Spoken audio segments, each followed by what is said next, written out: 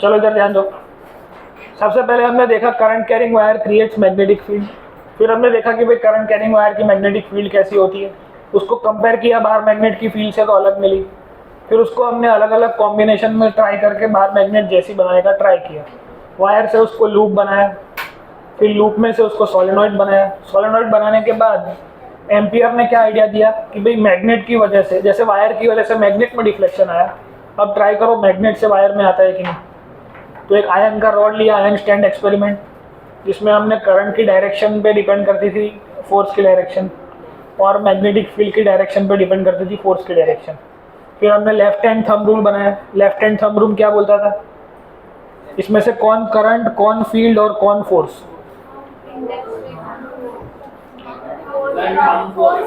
Thumb force, four finger क्या होती है करंट, और मिडल फिंगर क्या होती है इलेक्ट्रिक मैग्नेटिक फील्ड। हमें क्या दो चीजें पता होगी ऑलवेज, करंट और मैग्नेटिक फील्ड। हमें क्या निकालना होता है, फोर्स का डायरेक्शन। तो ये सब थियरी कंबाइन होकर के आज की आपकी जो इलेक्ट्रिक मोटर की थियरी है वो बनेगी। तो यहाँ तक सब आपको आता है? अरे सबको आता है? कोई डाउट किसी को? बस, तो सबसे पहले electric motor, very important theory.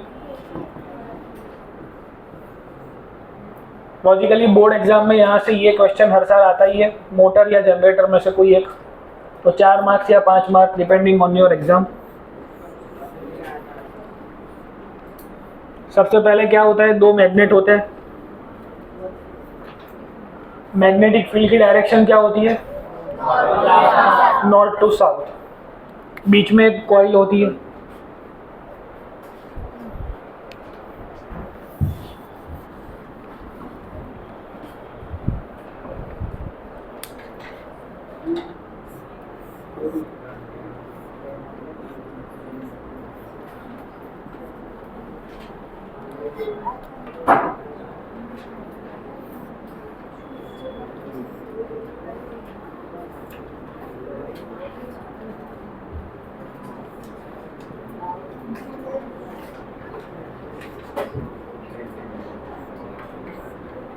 चलो लास्ट बेंच तक दिख रहा है?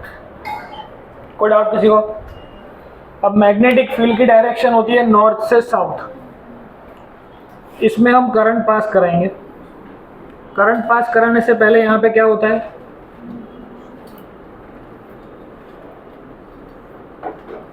एक शाफ्ट होती है। शाफ्ट के ऊपर ऐसा सी शेप के दो रिंग्स होते हैं। उस रिंग के साथ क्या कनेक्टेड होता है, कार्बन ब्रश। लॉजिकली आपको सारे नाम याद होने चाहिए। एक्चुअली किसी भी मोटर को घूमने के लिए क्या चाहिए, मैं सबके पास आके सबको सिखाऊंगा कि ये कैसे बना, क्या हुआ।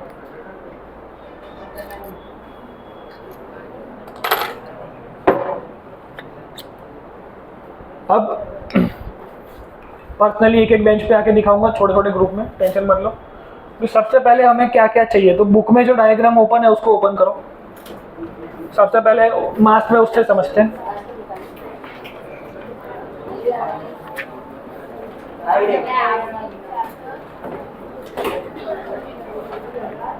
जो भी आपके पास बुक अवेलेबल है, इसमें पेज नंबर 145 है।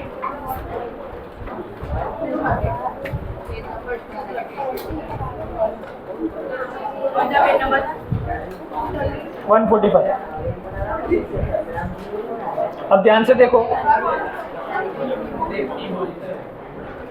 इसमें ध्यान से देखो। सबसे पहले आपको दो मैग्नेट दिख रहे हैं। मैग्नेट के बीच में कॉइल दिख रही है, वायर का एक कॉइल दिख रहा है। अब एक्चुअली हमें करना क्या है, क्योंकि भाई मोटर सबसे पहले करेगी क्या, तो मोटर का सबसे पहला वर्किंग प्रिंसिपल क्या होता है, electric motor. You are applying electrical energy and your motor is converting that electrical energy into a mechanical energy. समझ में आ रहा है? You are supplying electrical energy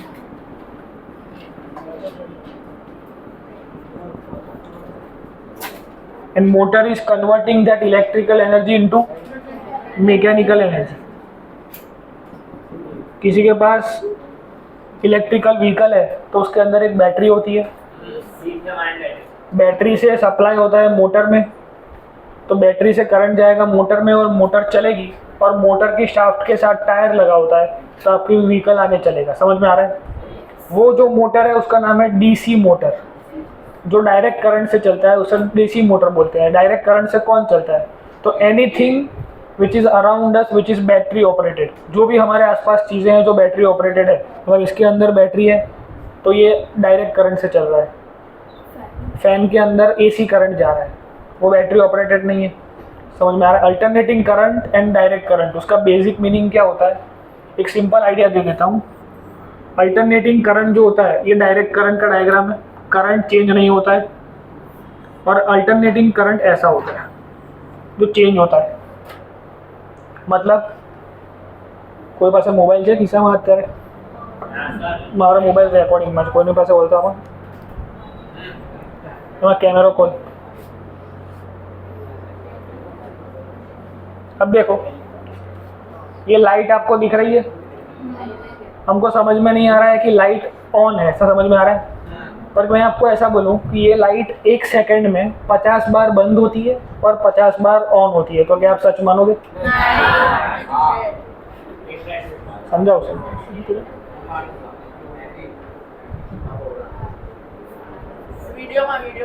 शांति रख ले, चुप मत। हमारा ना पाड़े लावे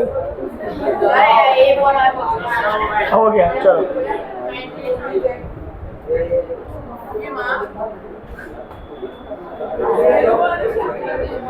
बंद થઈ ગયો। જેના ફોનમાં બેટરી હોય એવો ફોન આપો।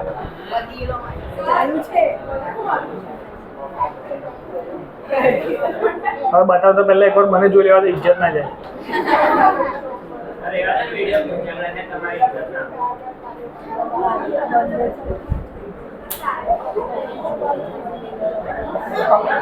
हाँ हो गया, चलो हो गया। देखो यहाँ फ्लिकरिंग दिख रही है स्क्रीन पे,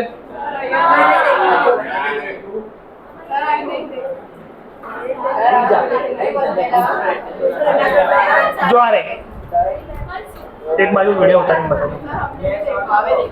इस साइड वाले को दिख रही है वीडियो की फ्लिकरिंग दिख रही है। अब इस साइड वाले देखो, ये लाइट ब्राइटनेस फुल कर दी थी, जो लाइट में फ्लिकरिंग થઈ રહી છે આ बाजू सबको दिख रही है, सबको दिख रही है फ्लिकरिंग। ये लाइट फ्लिकर हो रही है। लाइट फ्लिकर कब होगी? मैं देख रहा हूँ तो मुझे ऑन दिख रही है, लेकिन ये कैमरा देख रहा है तो लाइट फ्लिकर हो रही है। देखो समझ में आ रहा है? मतलब कहीं पे लाइट बंद होकर के चालू हो तभी ऐसा फ्लिकरिंग होगा, नहीं तो होगा नहीं। समझ में आ रहा है? तो जब नॉर्मल हमारे घर में जो करंट आता है, एक बेसिक डिफरेंस है एसी टू डीसी का, कि डायरेक्ट करंट की कोई फ्रीक्वेंसी नहीं होती है, पर एसी करंट की फ्रीक्वेंसी होती है 50 हर्ट्ज एंड 220 वोल्ट्स। अब 50 हर्ट्ज का मतलब क्या हुआ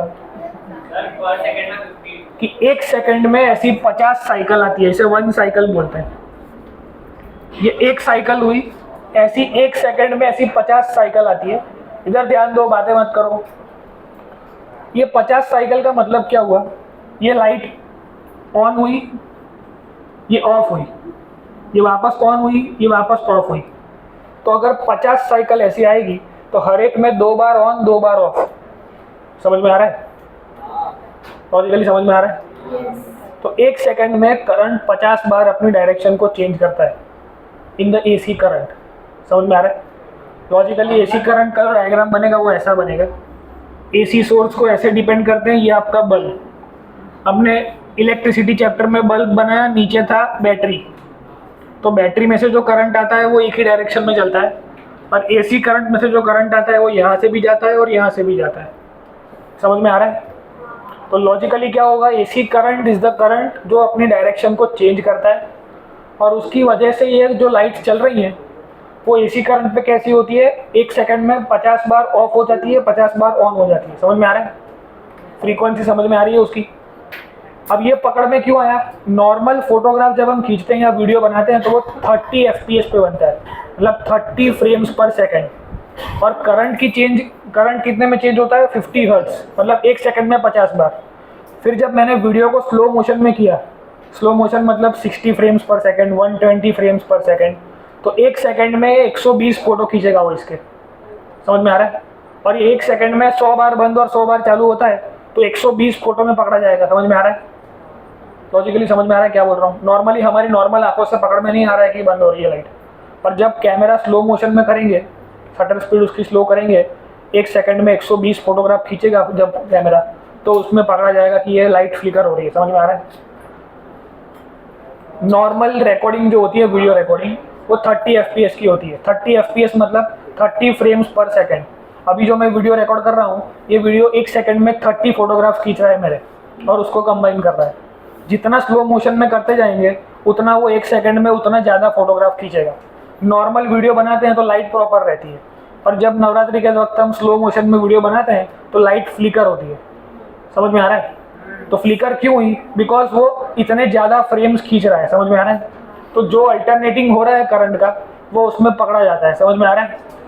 तो अल्टरनेटिंग करंट क्या होता है? 50 हर्ट्ज पे, मतलब 1 सेकंड में 50 बार, और आपने फोटो खींचा 1 सेकंड में 120, तो उसमें वो पकड़ा जाएगा। पहले मैंने फोटो खींचे 1 सेकंड में 30, तो उसमें नहीं पकड़ा गया। समझ में आ रहा है? फिर मैंने फोटो खींचे 1 सेकंड में 120, उसमें पकड़ा गया कि वे लाइट बंद चालू हो रही है। समझ में आ रहा है? तो एसी करंट कैसी होगी? जो फ्लिकर करती है, मतलब जो चेंज होता है करंट, और डीसी करंट कैसा होता है? सीधा करंट, मतलब डायरेक्ट जाता है। तो इतना डिफरेंस आपको पता है? तो नॉर्मली मोटर भी 2 तरीके की होती है, एसी मोटर, डीसी मोटर। हमारे बुक में जो है वो कैसी है? डीसी मोटर, बिकॉज आपने बैटरी कनेक्ट करी है। देखो, समझ में आ रहा है? अगर ऐसा सोर्स है विच मीन्स ये एसी है, अगर बैटरी ऐसा सोर्स है तो ये डीसी है। समझ में आ रहा है? Anything around us which is battery operated, वो डीसी करंट पे चल रहा है। समझ में आ रहा है? इसका फिर से जब आएगा तब मैं समझाऊंगा properly what is the difference between AC and DC, और अभी आपको पता चले कि एसी मोटर और डीसी मोटर में डिफरेंस क्या है। अब बाइक की जो मोटर है, ये मोटर बाइक की है जो मैं आपको दिखाने वाला हूँ, तो इसमें फ़र्क क्या होगा कि बाइक की मोटर बाइक की बैटरी से चलती है। समझ में आ रहा है? तो वो डीसी मोटर हुई। समझ में आ रहा है? શું તકલીફ છે પેલી છોકરીને કેમ ગાણા જેવું કરે છે? એ માનસિક પ્રોબ્લેમ છે તને?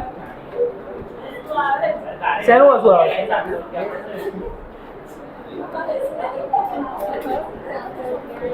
चलो डायग्राम देखो।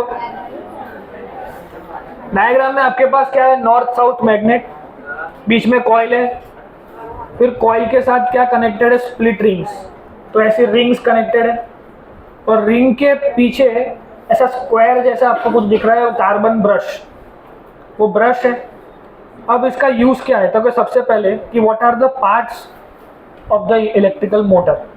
तो सबसे पहले इंसुलेटेड कॉपर वायर, ये जो ABCD कॉइल है वो कॉपर वायर की होती है।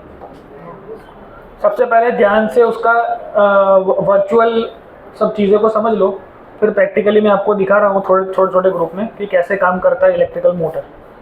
सबसे पहली बात कि उसके पास क्या होगा, तो कि हमको एक कॉपर वायर चाहिए। असल में एक वायर नहीं होता है, बहुत सारे वायर्स होते हैं, वाउंडेड वायर्स होते हैं। तो अभी हम समझने के लिए एक वायर ले रहे हैं। इसका नाम क्या है? कॉपर कॉइल या फिर आर्मेचर कॉइल। क्या बोलेंगे इसको? कॉपर कॉइल या फिर आर्मेचर बोलते हैं इसको। फिर क्या है हमारे पास? मैग्नेट पोल्स, वन मैग्नेट दूसरा मैग्नेट, तो 2 पोल्स हैं, नॉर्थ एंड साउथ। उसके बाद हमारे पास क्या है? Split rings. स्प्लिट रिंग्स का नाम दिया है बुक में P और Q। तो P और Q स्प्लिट रिंग है। इसका यूज़ बहुत इंपॉर्टेंट है कि स्प्लिट रिंग कैसे काम करती है। बहुत से स्टूडेंट्स को समझ में ही नहीं आता है कि स्प्लिट रिंग एक्चुअली काम कैसे करती है, तो वो हमें सीखना है। फिर क्या होता है? Axle. Axle is the most important thing of the motor. जो भी मोटर ने एनर्जी बनाई वो एक्सेल के फॉर्म में, ये जो एक्सेल है इसको एक्सेल बोलते हैं। असल में ये घूमता है, और ये अगर टायर के साथ लगाया तो टायर घूमेगा, ये स्टार्टर के साथ लगाता तो स्टार्टर लगेगा। समझ में आ रहा है? तो ये चीज़ जिसके साथ लगी होती है वो चीज़ मोशन करेगी। लॉजिकल है इतना? तो व्हाट आर द थिंग्स? तो कि भाई यहाँ तक पहुँचे हम। कार्बन ब्रशेस, एक्सिल ब्रशेस की बात करें तो outside the split rings X और Y कार्बन ब्रश है। ये सबको सेपरेट दिख रहा है दूर से, तो कार्बन ब्रश दिख रहे हैं, और इसका सोर्स, ये सब कुछ जो कनेक्टेड है वो बैटरी के सोर्स से कनेक्टेड है। यहाँ पे कहीं पे बैटरी होगी।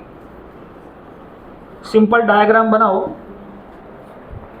जैसा दिख रहा है वैसा सब कुछ बनाओ, जो भी कंपोनेंट्स ऑफ मोटर है वो लिखवाता हूँ वो लिखो, फिर उसका वर्किंग समझते हैं। वेदांत 1 मिनट खाली पॉज कर दें। पॉज ऊपर ऐसा जो जो बंद ना रह जाए बोलते, कुछ भी भगा नहीं रहे, एकदम शांति से काम कर रहे हैं, सबको समझ में आएगा, टेंशन मत लो, इधर ध्यान दो। ये ऐसी थियरी है कि एक बार में समझ में नहीं आएगी, we have to repeat multiple times. तो आज के लेक्चर में ही अपन जितना डिटेल में हो सके उतना डिटेल में आपको समझा दूंगा, तो लाइफ लॉन्ग आपको समझ में आ जाएगा। अब सबसे पहले हमने देखा, इधर ध्यान दो, सारी बातें बंद, इधर ध्यान, अपनी बैक को सीधी करो और इधर ही देखना है, नहीं तो कुछ भी समझ में नहीं आएगा, फिर पूछोगे ये डाउट रह गया। तो सबसे पहले डायग्राम आपको सबको याद करना पड़ेगा। सिंपल डायग्राम है, नॉर्थ साउथ मैग्नेट के बीच में एक कॉपर का वायर है, वायर से बीच में एक शाफ्ट जाती है, उसके आसपास split rings P and Q, उनके साथ में कार्बन ब्रश कनेक्टेड है X एंड Y। सिंपल। फिर क्या होगा इसमें, सिचुएशन क्या होगी? तो सबसे पहले what is the direction of magnetic field, तो भाई नॉर्थ से लेकर के साउथ, तो इस डॉटेड लाइंस में मैं बना रहा हूँ फील्ड की डायरेक्शन। ये फील्ड जा रही है, समझ में आ रहा है? अब फील्ड जा रही है इस वायर में से, हमको पता है current carrying wire creates what, magnetic field. अब क्या होगा, करंट की डायरेक्शन क्या होती है, पॉजिटिव टू नेगेटिव। यहाँ से करंट आया तो यहाँ ऐसे जाएगा, यहाँ ऐसे, वहाँ वापस ऐसे आएगा, और यहाँ से वापस सर्किट कंप्लीट हो जाएगी। लॉजिकल है, इतना एक्सप्लेनेशन सबको समझ में आ रहा है?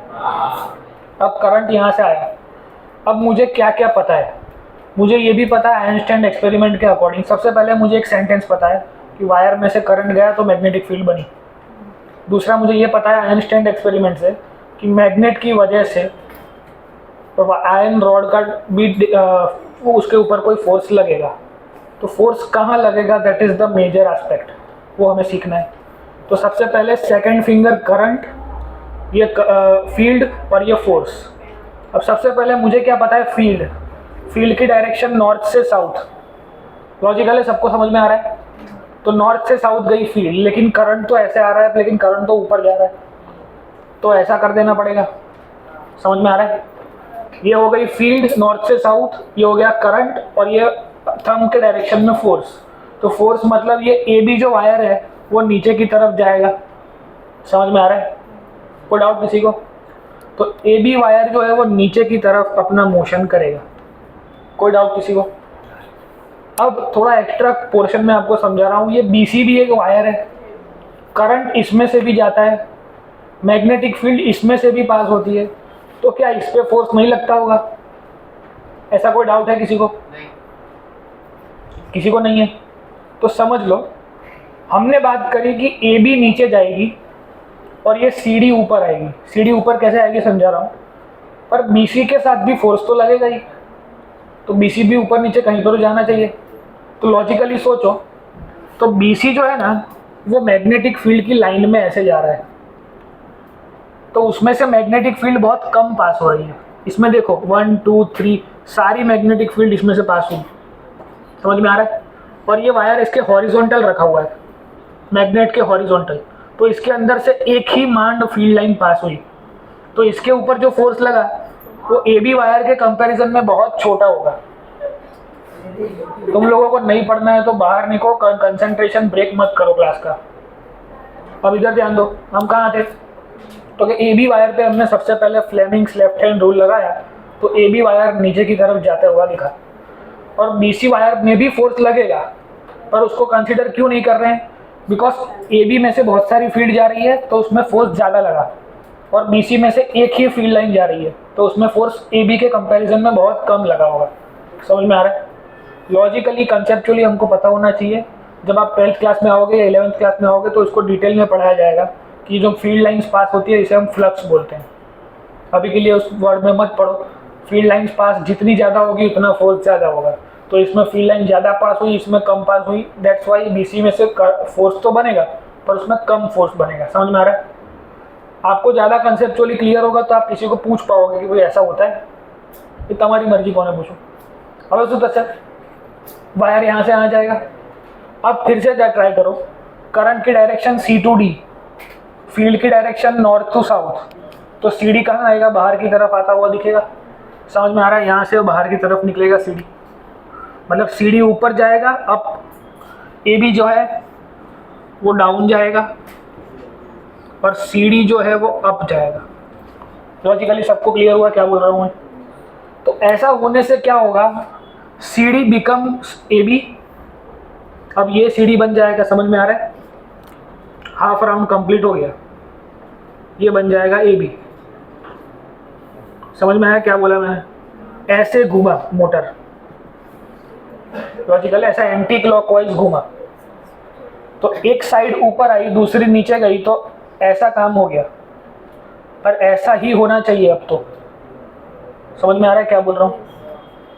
तुम्हें मोटर कब काम आएगी, जब ये फैन एक ही साइड घूमता रहता है, तब हवा नीचे आएगी। एक बार ऐसे घूमे, फिर एक बार ऐसे घूमे, एक बार ऐसे घूमे, ऐसे घूमे, तो कुछ काम का है नहीं है। तो स्प्लिट रिंग की ज़रूरत क्यों पड़ी? समझ में आ रहा है कि एक रोटेशन हो गया, your C D became A B और A B became C D, पर अब ये रोटेशन चलते रहे, उसके लिए क्या होगा, कार्बन ब्रश जो है वो फिक्स है, पर ये क्यू जो स्प्लिट रिंग है ना, अब इस तरफ आ जाएगी और पी इधर चली जाएगी। ऐसा क्यों हुआ? अगर ऐसा नहीं करेंगे तो करंट यहाँ से नहीं जाएगा, कॉइल तो घूम गई तो करंट की डायरेक्शन चेंज हो गई, तो करंट यहाँ से जाएगा, तो एक बार कॉइल ऐसे घूमी वापस ऐसे घूमेगी।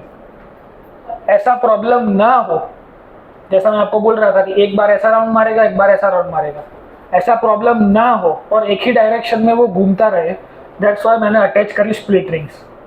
स्प्लिट रिंग्स क्या करेगी, करंट की डायरेक्शन को मेंटेन रखेगी, ऑलवेज करंट यहीं से जाएगा। तो अब सी डी वापस नीचे ही जाएगा, ए बी वापस ऊपर ही आएगा, तो एक और राउंड घूम जाएगा, फिर वापस पी अपनी जगह पे, क्यू अपनी जगह पे, फिर वापस करंट जाएगा, वापस घूम जाएगा, वापस करंट जाएगा, वापस घूम जाएगा, मतलब पूरी मोटर की डायरेक्शन एक ही तरफ घूमती रहेगी। समझ में आ रहा है? तो स्प्लिट रिंग का मेजर काम क्या है, समझ में आ रहा है कि split ring will maintain the direction of current inside the circuit. Logically सोच, तो पहले क्या था, फिर से एक बार, इधर था ए बी, इधर था सी डी, और ये था पी, ये था क्यू। अब ये घूमने की वजह से ये बन गया क्यू, ये बन गया पी, ये बन गया आपका सी डी, और ये बन गया ए बी। इतना सबको पता है।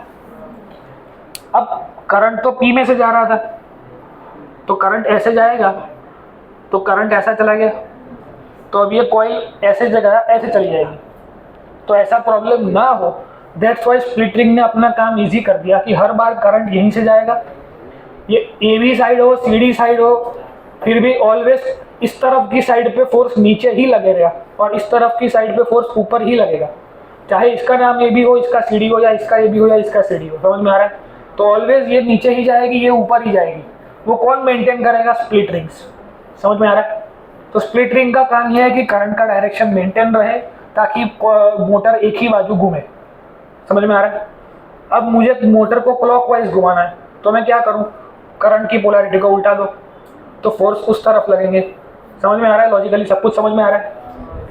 क्या कर सकते हैं, ऐसा कोई क्वेश्चन पूछे कि what is the measures we can take to change the direction of rotation. सबसे पहले हमको पता है कि फोर्स का डायरेक्शन डिपेंड करता है करंट पे और फील्ड पे, तो either you can change the direction of current और you can change the poles of magnet. समझ में आ रहा है? अभी ये एंटी क्लॉकवाइज जा रहा है, मुझे क्लॉकवाइज कर रहा है, तो I can take two measures, या तो फील्ड को बदल दो, इसको नॉर्थ और इसको साउथ कर दो, या तो पोलैरिटी को चेंज कर दो। समझ में आ रहा है? Split rings are the major aspect जो किसी को समझ में नहीं आता है कि इसका यूज़ क्या है। किसी भी स्कूल में कहीं पे भी किसी भी बच्चों से पूछोगे तो उनको पता ही नहीं होगा स्प्लिट रिंग एक्चुअली करती क्या है। समझ में आ रहा है? दैट्स वाई आपको प्रॉपर एक्चुअली एक एक चीज़ का काम पता होना चाहिए। तो सबसे पहले कॉपर वायर चाहिए, उसके आसपास मैग्नेटिक पोल्स चाहिए। Split rings are the major things, वो अपना डायरेक्शन को मूव करती है। एक्स वाई जो ब्रश है वो कैसा है, फिक्स है, वो कभी हटेगा नहीं अपनी जगह से। और जो शाफ्ट है वो क्या करती है, जो मोटर से एनर्जी बनी वो शाफ्ट ट्रैवल करती है किसी भी चीज़ के अंदर, जैसे टायर में या किसी भी चीज़ में। समझ में आ रहा है? इधर फैन के जो एक्सेल है वो फैन के अंदर एनर्जी ट्रांसफर कर रही है। समझ में आ रहा है? तो axle is the major thing फिर ये सब कुछ करने के लिए हमें क्या चाहिए, तो कि बैटरी। तो लिखने की पैटर्न क्या होगी, डायग्राम, उसमें क्या क्या है उससे पहले इसका वर्किंग प्रिंसिपल। कभी कभी ऐसा पूछते हैं कि डिफाइन एन इंस्ट्रूमेंट या explain an instrument which converts electrical energy into mechanical energy. समझ में आ रहा है? तो ऐसा पूछे तो भी क्या पूछा है, मोटर। तो आपको दो तरीके से पता होना चाहिए, पहले डायग्राम, फिर उसका प्रिंसिपल लिखने के बाद what are the aspects of the motor, उसके बाद क्या लिखना है उसके वर्किंग में, जो मैंने बोला वही लिखना है। मैं उसके अपनी पैटर्न में आपको लिखवा देता हूँ, अब उसको पॉज कर दे, मैं डिक्टेट कर देता हूँ कैसे लिखना है। तो डायग्राम जिसका बाकी है